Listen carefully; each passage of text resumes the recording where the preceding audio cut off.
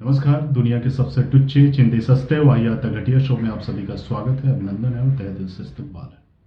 आज के हमारे मेहमान एक अंधभक्त हैं और स्वघोषित देशभक्त हैं। क्या कहा आपने? ये अंधभक्त और ये स्वघोषित देशभक्ति क्या होता है? क्या होता है? वही जो सही गलत में फर्क किए बिना किसी को आंख मूंद कर फॉलो करता है उसे अंधभक्त कहते हैं। और मेरे हिसाब से देशभक्त तो सभी होते हैं, लेकिन जो अपनी देशभक्ति को बार बार साबित करता है उसे स्वघोषित देशभक्त कहते हैं। जो दूसरों को मारकर देशभक्ति पर ज्ञान देता है वो स्वघोषित देशभक्त ही हुआ। ध्यान से सुन लीजिए, मैं एक भक्त हूं और एक सच्चा देश प्रेमी हूं, और इस बीच अगर आपने मुझे अंधभक्त कहा तो मुझसे बुरा कोई होगा नहीं।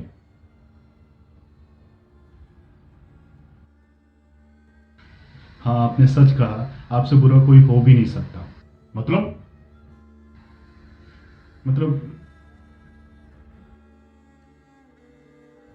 कुछ नहीं, मैं कह रहा था कोरोना वायरस ने देश की कंडीशन बहुत बुरी कर दी है। हाँ, तो क्या करें? सरकारों ने हाथ खड़ा कर दिया, कोई ठोस इंतजाम है नहीं। आपके कहने का क्या मतलब है? सोचनी है दयनीय स्थिति।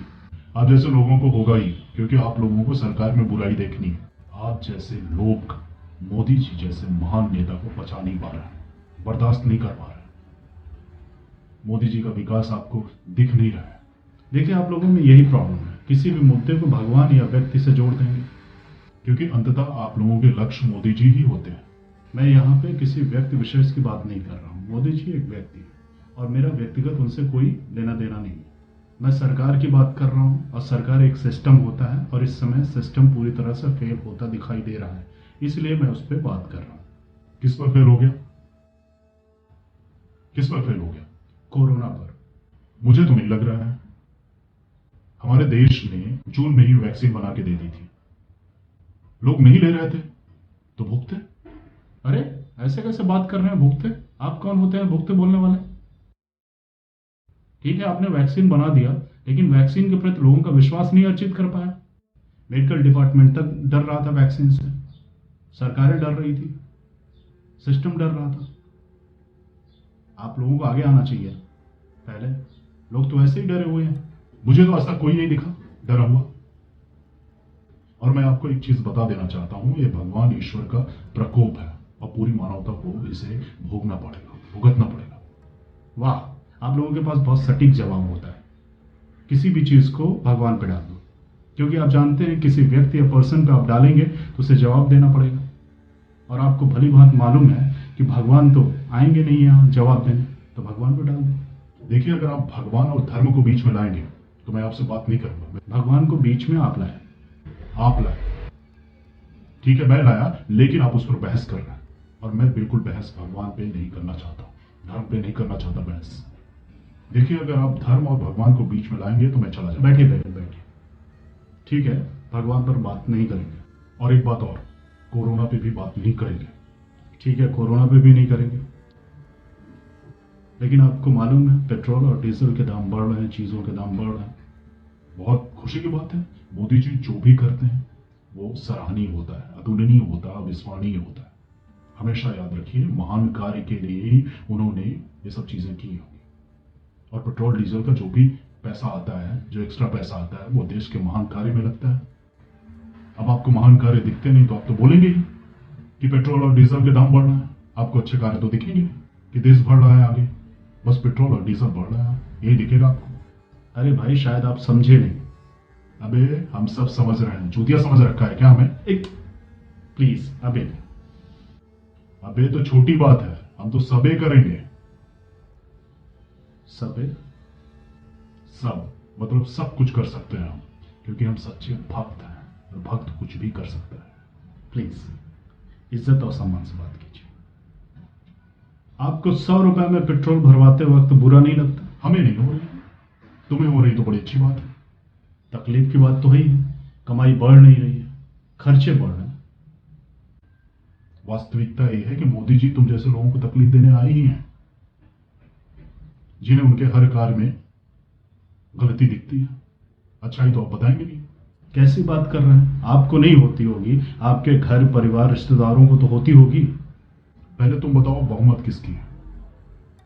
आपकी। तो अबे चमन छूटती है। देखिए प्लीज, इज्जत और सम्मान से बात कीजिए। ठीक है ठीक है ठीक है ठीक है। मेरा साफ साफ कहने का तात्पर्य यह था महाशय कि जब बहुमत वालों को तकलीफ नहीं हो रही है तो अल्पमत वालों को तो हमेशा तकलीफ होती है, और होनी भी चाहिए। हमारा तो ये मानना है 100 का ही भरवाएंगे, भले 10 किलोमीटर कम जाएंगे, लेकिन देश को आगे जाने में बाधा नहीं बनेगी। अरे 10 किलोमीटर कम जाने की क्या जरूरत है? अब जाने की जरूरत ही क्या है? सब कुछ प्राइवेट हो रहा है, अब तो सब कुछ आपके पास आएगा। हम तो कह रहे हैं सब प्राइवेट हो जाना चाहिए। सरकारी में आजकल काम कौन करना चाहता है? सब फ्री की तनख्वाह लेना चाहते हैं।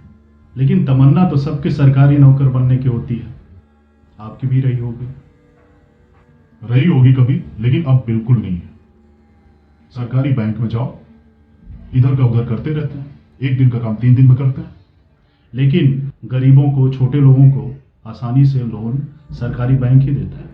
100 रुपए, 200 रुपए, 500 रुपए में आप अकाउंट सरकारी बैंक में ही खुला सकते हैं। हम तो पूरी तरह समर्थन करते हैं निजीकरण का। सब कुछ प्राइवेट को बेच देना चाहिए। देखिए फिर होगी तरक्की देश की। जब इंसान खुद बिक जाता है ना, तो उसे लगता है सब कुछ बेच दो।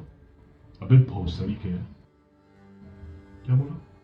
देखिए मैं आपसे इज्जत से पेश आ रहा हूं, प्लीज गाली गाली तो मत। छोटी चीज है। मुझे तो लग रहा है कहीं मैं संयम न खो दूं अपना और तुम्हें तुम्हारे स्टूडियो में पीट दूं। देखिए प्लीज यहाँ मारपीट की बात मत कीजिए। हम लोग अहिंसा को मानते हैं, और आप तो जानते हैं गांधी का देश है। ये गोडसे का भी देश है, आप ये क्यों बोल रहे हैं?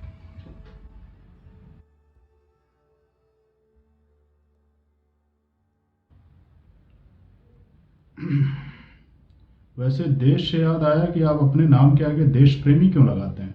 देश से प्रेम था तो इसलिए लगाया। ऐसे तो देश में देश प्रेमियों की संख्या बहुत बढ़ जाएगी। क्या बोला? मेरा कहने का मतलब था कि पहले नहीं लगाते थे, पिछले 6 सालों से लगाने लगे। हाँ, जब एहसास हुआ तब से लगाने लगा। तो क्या पहले देशद्रोही जैसा एहसास होता था?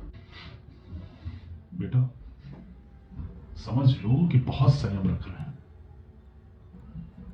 क्रोधित मत करो। एक बहुत जरूरी सवाल, बकिए।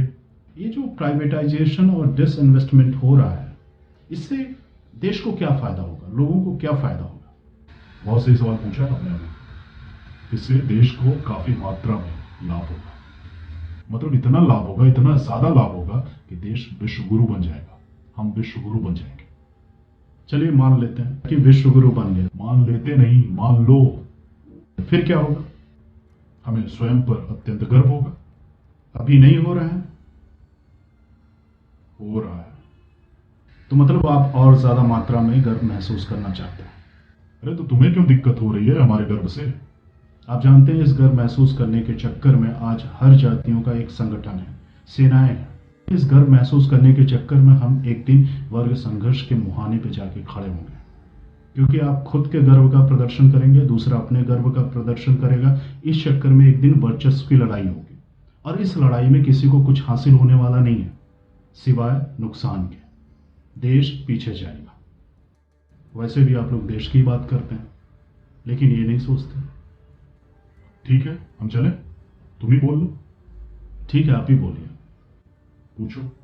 अच्छा, ये जो किसान धरने पर बैठे हैं, इनसे सरकार क्यों नहीं बात कर रही? बिल्कुल बात करेगी सरकार, लेकिन वो पहले किसान होने तो चाहिए। हम ऐसे किसानों को विश्वास नहीं करते। और वैसे भी किसान हम पर क्या एहसान करते हैं? हर चीज तो बेचते हैं वो, हर चीज हम खरीदते हैं उनसे। फ्री में लेते हैं क्या? कल आप ऐसे सेना कहेंगे कि हम उन्हें सम्मान क्यों दें? पैसा लेते हैं, तनख्वाह लेते हैं सरहद की रक्षा के लिए। देखो ऐसी वैसी बात मत करना। ठीक है, जब आप मारपीट की बात कर रहे हैं तो ये छोड़ते हैं, शांति से बात कर रहे हैं। ये जो किसान आपको चीजें पैसे से देते हैं, आप ही कह रहे हैं कि हम फ्री में नहीं लेते। जानते हैं कितने सस्ते दामों में देते हैं? कितने? इतने कि आप इनके एक प्रकार के गेहूं को सिल्वर, गोल्डन, डायमंड, आटा बनाकर बेच सकते हैं। और अच्छे दामों में बेच सकते हैं। इनके एक प्रकार के बासमती राइस को आप 10 तरह के बासमती राइस बनाकर बेच सकते हैं और इतना पैसा कमा सकते हैं उससे कि आपका एक अच्छा खासा धंधा खड़ा हो सकता है, बिजनेस खड़ा हो सकता है। ठीक है, हम जा रहे हैं, तुम ही बात कर लो। अरे बैठिए, आप तो हमेशा गुस्से में आ जाते हैं। आप अपने को देश प्रेमी मानते हैं, कितना बड़ा देश प्रेमी मानते हैं। मतलब राष्ट्रगान और राष्ट्रगीत में आपको फर्क मालूम है? बिल्कुल मालूम है, राष्ट्रगान राष्ट्रगान होता है, राष्ट्रगीत राष्ट्रगीत होता है।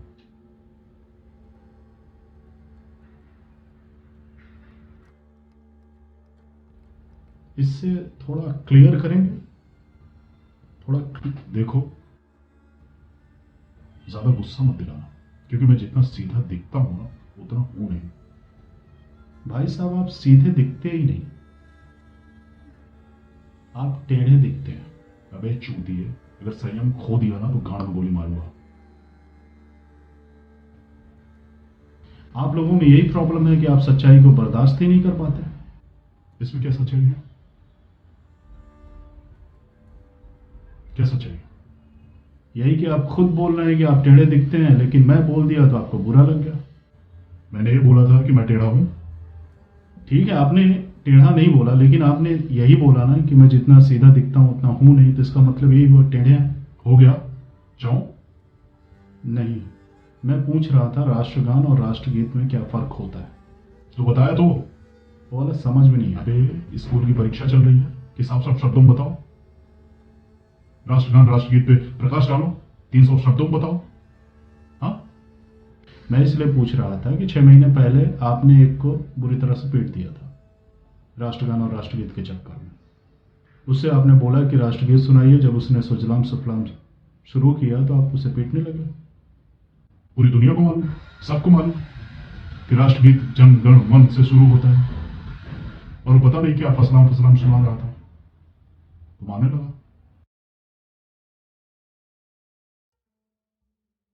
ठीक है, आपके हिसाब से राष्ट्रगीत जनगण मन से शुरू होता है,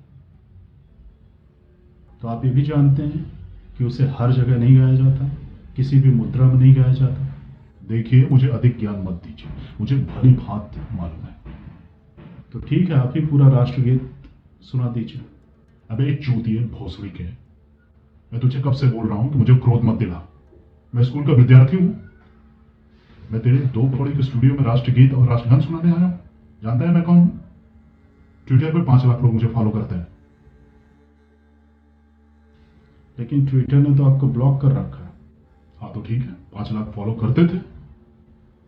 फेसबुक पेज पे मेरे 12 लाख लोग मुझे फॉलो करते हैं। मेरे एक इशारे पे भीड़ खड़ी हो जाएगी, यहां कहीं भी खड़ी हो सकती है। अंडू तू बोल रहा है मेरे को यहाँ पे राष्ट्रगीत राष्ट्रगान सुनाने के लिए? 2 कौड़ी के घटिया शो के घटिया एंकर। मैं एक बार बोल नहीं। मैं एक चीज बोल दे रहा हूं, अगर एक बार भी ना गलत बोला ना तो गाना गोली मार दूंगा। बस, बात खत्म, इंटरव्यू खत्म, टाटा बाय बाय। प्लीज गाना अंदर रख लीजिए प्लीज, मुझे मालूम नहीं था आपके पास गाना है। इसी के साथ लेते हैं विदा, फिर नहीं मिलेंगे दुनिया में, मतलब फिर मिलेंगे दुनिया में किसी टुच्चे मेहमान के साथ, मतलब इसी टुच्चे चिंदे सस्ते वाहियात द खटिया शो में किसी नए मेहमान के साथ। नमस्कार।